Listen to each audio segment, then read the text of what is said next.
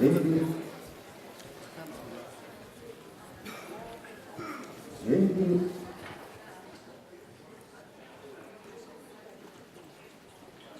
Энэхүү gender багш үндэсний чуулганы хэрэгцээч та бүхэнд тийм багийн Монголд суурилах шалгалтай Йоланда Фернандес Ломнер та бүхэнд танилцуулах таатай их зочлог бүхийс олж байна. Монгол улсын хэсэг ивент зохион байгуулагдж байгаа gender багш үндэсний чуулганы энэ удаа Монгол улсын засгийн газар хөдөлмөр нийгэм хамгаалах хэмээн та бүхнийхээ өмнө Монгол улсын ерөнхий сайд gender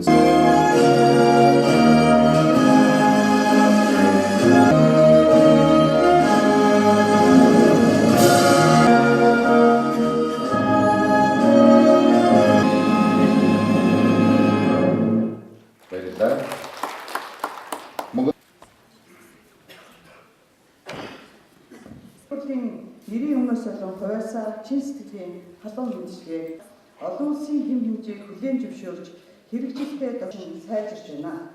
Тухайлбал хүн худалдаалалтад тэмцэх тухай хууль эрхцүү бодлогын орчим сайжруулахын хандаад тухайлд хандуулсны нэг илрэл гэж үзэж болно.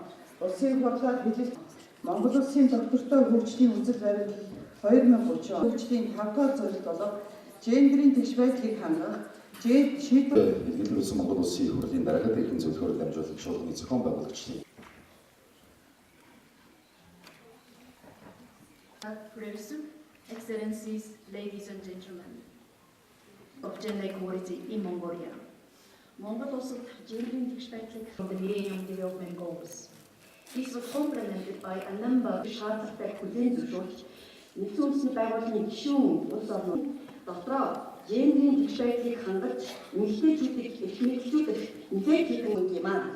Энэхүү гайхалтай амжилтанд хүрсэн Монгол улсын засгийн index of the World Economic Forum, which provides composite indicators. Also, the United Nations Human Rights Universal Periodic Review highlighted the two critical areas which Mongolia lags behind the world. 17 оны гендерийн тэгш байдлын индексээр Монгол улс дэлхийд 50 нүүбийн тайланд Монгол улс гендерийн тэгш байдлыг хангах талаар дараах хоёрын үзэл of members of the parliament are women.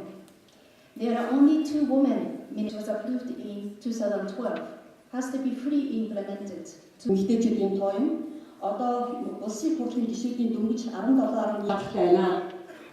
The second, which was highlighted in various United Nations reports, is about gender-based violence in Mongolia, which was conducted for the first time in the country with funding eliminate GBV and effectively support victims of. Нүүбийн хүн амын сан удахгүй статистикийн үндэсний хороотой хамтран